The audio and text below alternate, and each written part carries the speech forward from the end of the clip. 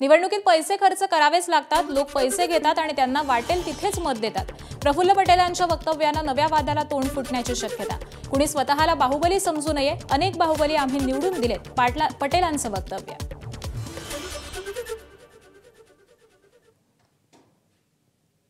सन्मानानं युती झाली तर ठीक, नाहीतर आम्ही आमच्या ताकदीवरती लढायला तयार, मंत्री गुलाबराव पाटलांचं वक्तव्य।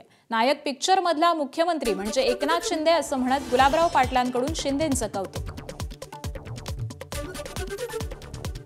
बीडमधील अजित पवारांच्या राष्ट्रवादीचे नेते योगेश क्षीरसागरांची पक्षाला सोडचिठ्ठी।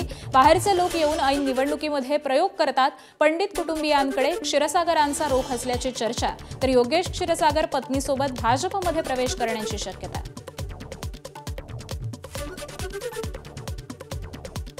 गवळी कुटुंबातील आणखी एक व्यक्ती पालिका निवडणुकीच्या रिंगणात। अरुण गवळी यांची धाकटी कन्या योगिता गवळी भायखळा 207 प्रभागातून निवडणूक लढवणार।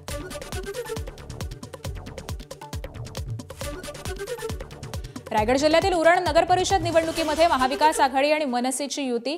काँग्रेस स्वबळावरती लढत असताना महाविकास आघाडी आणि मनसे भाजप विरुद्ध एकत्र। प्रचाराच्या पोस्टरवरती महाविकास आघाडीच्या नेत्यांसोबत राज ठाकरेंचेही फोटो।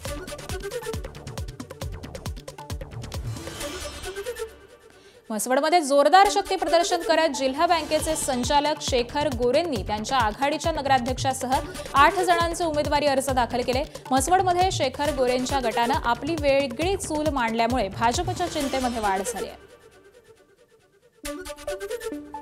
सांगलीतल्या आटपाडी नगरपंचायत निवडणुकीच्या पार्श्वभूमीवर आमदार गोपीचंद पडळकर आणि जिल्हा परिषदेचे माजी अध्यक्ष अमरसिंह देशमुख गटामध्ये अखेर दिलजमाई। 2 नेत्यांच्या उपस्थितीमध्ये नगराध्यक्ष पदासाठी उत्तम जाधव यांचा अर्ज दाखल। पेड नगरपालिका निवडणुकीत युतीसाठी हातमिळवणी करायला गेलेल्या शिंदे सेनेला भाजपनं नाकारलं। सुनील तटकरेंनीच यामध्ये खोडा घातल्याचा आरोप आमदार दळवींनी केलाय। पेडमध्ये दळवींनी नगरसेवक फोडल्यानं भाजप नाराज असल्याच्या चर्चा आहे। चंद्रपूरच्या ब्रह्मपुरी नगर परिषदेसाठी भाजपमध्ये नगराध्यक्ष पदावरून मोठा पेच। माजी गटनेते विलास विखार यांना नगराध्यक्ष पदाची उमेदवारी देण्यासाठी एक गट आग्रही, तर दुसऱ्या गटाचा विखार यांच्या नावाला तीव्र विरोध। महाड नगर परिषदेत राष्ट्रवादी आणि भाजपमध्ये ठिणगी। शिवसेनेनं सर्व 20 उमेदवार जाहीर करून एकला चलोरेचा नारा दिलाय।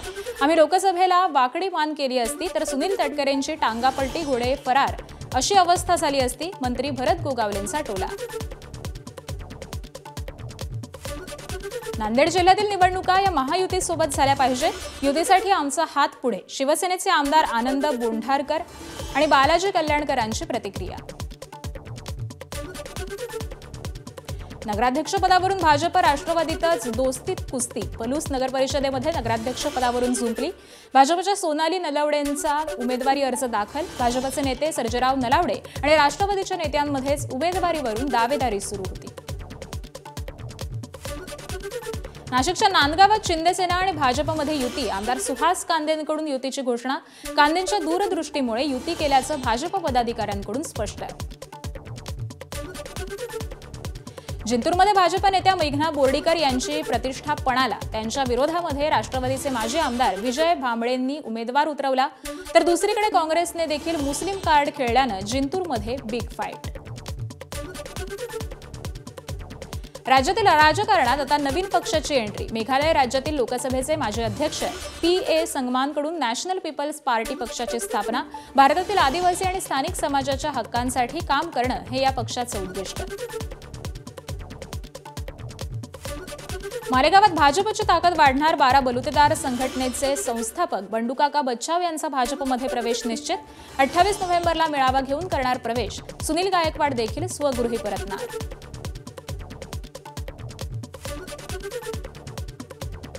वाशिमच्या कारंजात विधान परिषद आमदार संजय खोडके, माजी मंत्री सुभाषराव ठाकरे आणि जिल्हा परिषद माजी अध्यक्ष चंद्रकांत ठाकरेंच्या नेतृत्वात शेकडो कार्यकर्त्यांचा प्रवेश।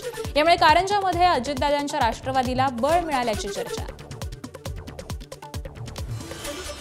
ठाकरे सेनेचे नेते आणि मेळघाट विधानसभा प्रमुख सुनील चौथमल यांचा भाजपमध्ये प्रवेश। प्रवेशानंतर धारणी नगरपंचायतमधून नगराध्यक्ष पदाची उमेदवारी जाहीर केल्याची माहिती। इंदापुरात राष्ट्रवादीचे पुणे जिल्हाध्यक्ष प्रदीप गारटकरांच्या विरोधाला डावलून भरत शहांना नगराध्यक्षपदाची उमेदवारी. भरत शहांनी उमेदवारी अर्ज दाखल केला. यावेळी पक्षानं जर आम्हाला कोल्लं तर आम्ही पक्षाला कोलू, प्रदीप गारटकरांच्या पक्षाला इशारा. अजित पवारांच्या राष्ट्रवादीकडून भंडारा नगराध्यक्षपदासाठी सुषमा साखरकरांना उमेदवारी. प्रफुल्ल पटेलांनी केली भंडाऱ्यामध्ये घोषणा.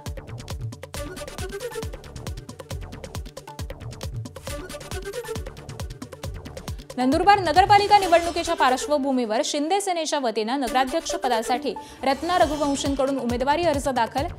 पक्षातील पदाधिकारी, कार्यकर्ते आणि समर्थक मोठ्या संख्येने उपस्थित होते.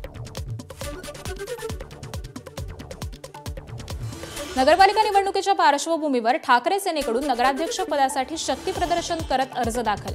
संगीता खंडू माळी यांनी नामांकन अर्ज सादर केला. नंदुरबार नगरपालिकेसाठी भाजपकडून अविनाश माळींनी दाखल केला नगराध्यक्षपदासाठी उमेदवारी अर्ज. नगराध्यक्षपदाच्या उमेदवारीसाठी मोठी रस्सीखेच पाहायला मिळाली. मात्र पक्ष नेतृत्वानं अखेर माळींवरती विश्वास ठेवलाय. यवतमाळ पालिकेमध्ये मुख्याधिकारी म्हणून काम पाहिलेल्या माधुरी मडावींनी नगराध्यक्षपदासाठी अर्ज दाखल केला. 9 सप्टेंबर 2021 ते 20 सप्टेंबर 2022 पर्यंत त्या यवतमाळच्या मुख्याधिकारी म्हणून कार्यरत होत्या. कराड नगरपालिकेत 6 दिवसांनंतर नगरसेवक पदासाठी 101 जणांनी तर 3 जणांनी नगराध्यक्ष पदासाठी अर्ज भरले. तसंच मलकापूर 78 जणांनी नगरसेवक पदासाठी आणि 9 जणांनी नगराध्यक्ष पदासाठी अर्ज भरले. नगरपरिषद आणि नगरपंचायतींच्या निवडणुकांसाठी अर्ज भरण्यासाठी अखेरचे 2 दिवस शिल्लक. आज सुट्टीच्या दिवशी देखील अर्ज स्वीकारणार. 17 नोव्हेंबर अर्ज भरण्याचा अंतिम दिवस. सोलापुरातील करमाळात शिंदे सेनेला मोठा धक्का. विधानसभा निवडणूक उमेदवारासह 55 शाखा प्रमुखांनी सामूहिक राजीनामे दिले. धाराशिवमध्ये नगरपालिका निवडणुकीच्या पार्श्वभूमीवरती नगरपालिकेकडून दुबार मतदार शोध मोहिमेला सुरुवात. 20 पर्यवेक्षक आणि 20 प्रगणक शिक्षकांच्या माध्यमातून दुबार मतदारांचा संपर्क सुरू. धाराशिवमध्ये 94,000 मतदारांपैकी 2,731 मतदारांची नावं वेगवेगळ्या वॉर्डांमध्ये दुबार आढळली. पिंपरी चिंचवडमधील मतदारांना गृहउपयोगी वस्तूंचं प्रलोभन. आगामी महापालिका निवडणुकीत प्रभाग क्रमांक 23 मधून कांचन जावळे लढण्यास इच्छुक. भाजपकडून त्यांना तिकीट हवं असून त्यांचं नगरसेवक होण्याचं स्वप्न असल्यानं 50% मतदारांना वस्तू उपलब्ध करून आमिष देणं सुरू आहे. अहिल्यानगरच्या संगमनेरमध्ये खाणगाव फाट्यावरती भरारी पथकाची कारवाई. नाकाबंदी दरम्यान 1 कोटींची रक्कम सापडली. कन्स्ट्रक्शन कंपनीची ही रक्कम असल्याची प्राथमिक माहिती. राष्ट्रवादी काँग्रेसचे आमदार प्रकाश सोळंके यांचा धनंजय मुंडे यांच्यावरती आरोप. आपल्याला विरोध करण्यासाठी नाथरा इथल्या फार्म हाऊसवरती बैठका. सोळंकेंचं वक्तव्य. नवी मुंबई विमानतळामुळे प्रवाशांना दिलासा. पहिलं उड्डाण 25 डिसेंबर अर्थात नाताळच्या दिवशी होणार. तर दिल्ली, गोव्यासह 4 शहरांसाठी थेट सेवा असणार. दिवंगत बाळासाहेब ठाकरेंच्या स्मारकाच्या सार्वजनिक न्याय अध्यक्षपदी उद्धव ठाकरेच. सदस्यपदी आदित्य ठाकरेंनाही 5 वर्षांची मुदत. सरकारकडून या संदर्भामध्ये शासन निर्णय जारी. मीरा रोडमध्ये परिवहन मंत्री प्रताप सरनाईकांनी उभारलं अत्याधुनिक हिंदू हृदय सम्राट बाळासाहेब ठाकरे कलादालन. जगातील अत्याधुनिक तंत्रज्ञानाच्या सहाय्यानं कलादालन उभारलं.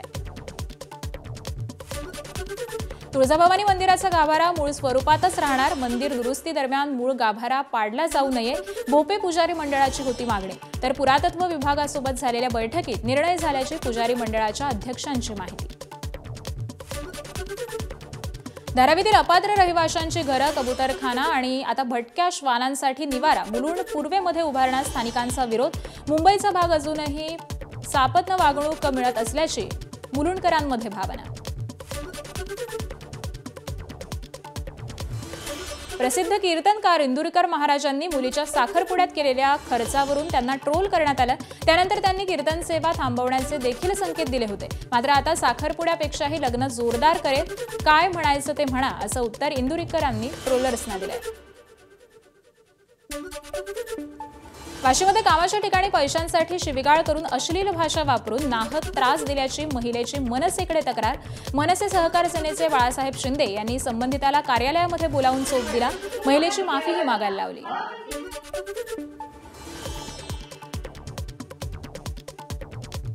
नवले पुलावरील अपघात टाळण्यासाठी महामार्गावरती वाहनांची वेगमर्यादा 30 किलोमीटर प्रति तास करण्यात आली।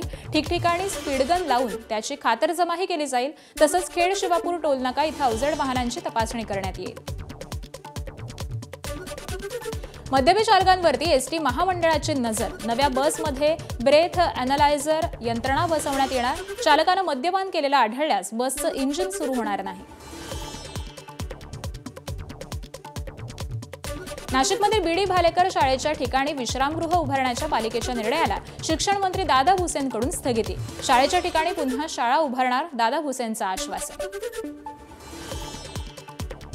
एपीएमसी मार्केटच्या भिंतीलगत सुरू असलेल्या अनधिकृत व्यवसायांवरती नवी मुंबई महापालिकेच्या अतिक्रमण विभागाची कारवाई। यावेळी परप्रांतीय अनधिकृत दुकानदारांकडून अधिकाऱ्यांना शिवीगाळ करत मारहाण। संबंधित अधिकाऱ्याकडून पोलिसांकडे तक्रार।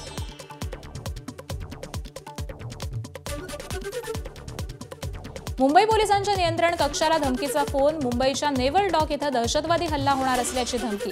फोनवरून धमकी देणाऱ्या व्यक्तीचं नाव जहागीर शेख। पोलिसांकडून सर्च ऑपरेशन। संशयास्पद काहीही आढळलं नाही। धुळ्यात पेढ्यातून गुंगीत औषध देऊन शारीरिक संबंधांचा व्हिडिओ व्हायरल करण्याची धमकी देत मुख्याध्यापकाचा महिलेवरती अत्याचार। सलग 2 वर्षांपेक्षा अधिक काळ अत्याचार करत 60 लाख उकळल्याची महिलेची तक्रार। मुख्याध्यापक सुकलाल बोरसेला पोलिसांकडून अटक। पुण्यातील येरवड्यामध्ये पेट्रोल पंपावरती 3 जणांकडून कर्मचाऱ्याला मारहाण। पैशांच्या वादातून मारहाण केल्याची माहिती। या प्रकरणी पोलिसांनी आरोपींची धिंड काढली। वडिलांच्या हत्येचा बदला घेत मुलाकडून एका व्यक्तीची निर्घृणपणे हत्या। नांदेड शहरालगत असलेल्या बळीरामपूर पंचशील नगरमधील घटना। अवघ्या 3 तासांच्या आत हत्येचा उलगडा करत तिघांना अटक करण्यात आली।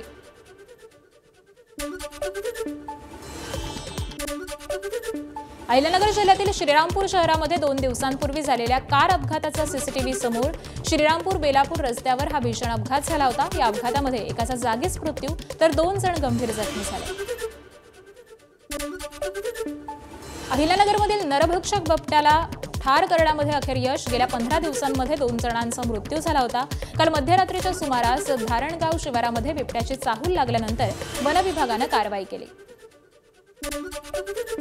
नांदेडच्या वेडूपुरी शिवारामध्ये काही दिवसांपूर्वी बिबट्याचं दर्शन। भयभीत नागरिकांवरती हातात शस्त्र घेऊन शेतात जाण्याची वेळ। नागरिकांनी सतर्क राहण्याचं प्रशासनाचं आवाहन। सांगलीच्या वाळवामध्ये एका ठिबक दुकानाला आग। आगीमध्ये दुकान जळून खाक। दुकानातील साहित्य जळल्यामुळे मोठं नुकसान, तर आगीचं कारण मात्र अद्याप अस्पष्ट।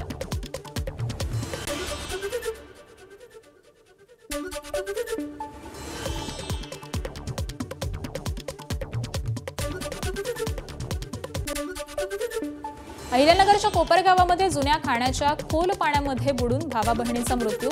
मेंढी पाणी पिताना पाण्यामध्ये पडल्यामुळे तिला वाचवताना मुलीचा तोल गेला आणि तिला वाचवण्यासाठी भावानंही उडी घेतली। भंडारा तुमसर या राष्ट्रीय महामार्गावरती रात्रीच्या अंधारात अंदाज न आल्यानं नादुरुस्त उभ्या ट्रकवरती कोळशानं भरलेला ट्रक आदळला। दोन्ही ट्रक राष्ट्रीय महामार्गावरती आल्यानं वाहनांच्या लांबच लांब रांगा। नाशिकच्या बेथलनगर गोळीबार प्रकरणातील शस्त्र पोलिसांकडून जप्त। हर्षद पाटणकर आणि राहुल पवार टोळीमध्ये वर्चस्व वादावरून गोळीबार। आतापर्यंत पवार टोळीचा म्होरक्या राहुल पवारसह 15 संशयित पोलिसांच्या ताब्यात। नाशिकच्या गोविंदनगरमध्ये काल रात्री संशयास्पद वस्तू आढळून आल्यानं खळबळ। पोलीस आणि बॉम्बशोधक पथकाकडून घटनास्थळाची तपासणी। तपासणीमध्ये वाढदिवस पार्टीमध्ये फोडले जाणारे रंगीबिरंगी फटाके आढळल्याचं निष्पन्न झालंय। स्टेट बँक ऑफ इंडियानं 30 नोव्हेंबरपर्यंत एसबीआय आणि योनो लाईटद्वारे ऑनलाईन एमकॅश पाठवण्याची सुविधा बंद करण्याची घोषणा केली आहे। यूपीआय, आयएमपीएस त्याचबरोबर आरटीजीएस सारखे इतर सुरक्षित पर्याय वापरण्याची विनंती। ॲपल कंपनीनं नवीन मुख्य कार्यकारी अधिकारीचा शोध सुरू केला। नव्या वर्षामध्ये ॲपलला नवीन सीईओ मिळावा यासाठी कंपनीनं प्रयत्न केले। कंपनीनं अद्याप यासंबंधी अधिकृतपणे कोणतीही माहिती शेअर केली नाही। नवीन सीईओ वरिष्ठ उपाध्यक्ष जॉर्ज टर्नर्स हे देखील असू शकतात। उत्तर प्रदेशातील सोनभद्रामध्ये दगडखाण कोसळल्यामुळे दुर्घटना, 3 मजुरांचा मृत्यू तर अनेक कामगार मातीच्या ढिगाऱ्याखाली अडकल्याची भीती। दिल्ली स्फोट प्रकरणी डॉक्टर प्रियांका शर्माला अनंतनागमधून घेतलं ताब्यात। डॉक्टर प्रियांका शर्मा हरियाणाची रहिवासी। डॉक्टर प्रियांका शर्माचा मोबाईल सुरक्षा यंत्रणांकडून जप्त। दिल्ली स्फोटात वापरल्या गेलेल्या i20 कारचे आणखी एक सीसीटीव्ही फुटेज समोर। 30 ऑक्टोबरच्या सीसीटीव्ही फुटेजमध्ये कार विद्यापीठात प्रवेश करताना आणि बाहेर पडताना दिसते। दिल्ली स्फोटाप्रकरणी हवाला अँगलची चौकशी करण्यात येत असल्याची सूत्रांची माहिती। तपास संस्था डॉक्टर उमर मुजम्मिल आणि शाहीन यांच्याकडे असलेल्या पैशांची चौकशी करत आहेत। दिल्ली स्फोटात घटनास्थळावरून 2 काडतूस जप्त, 2 जिवंत आणि 1 रिकामं काडतूस असल्याची पोलीस सूत्रांची माहिती। दिल्ली स्फोटाचं तुर्की कनेक्शन असल्याची सूत्रांची माहिती। दहशतवादी आदिल आणि मुजम्मिल तुर्कीमध्ये राहणाऱ्या अबू उकासाच्या संपर्कात होते। मास्टर माइंड डॉक्टर मुजम्मिर अहमद राथेर हा देखील त्यांच्यासोबत तुर्कीला गेला होता। पाकिस्तानात एका फटाक्याच्या कारखान्यात स्फोट, आतापर्यंत 6 जणांचा मृत्यू तर मातीचा ढिगारा पडून 23 जण जखमी झाल्याची माहिती।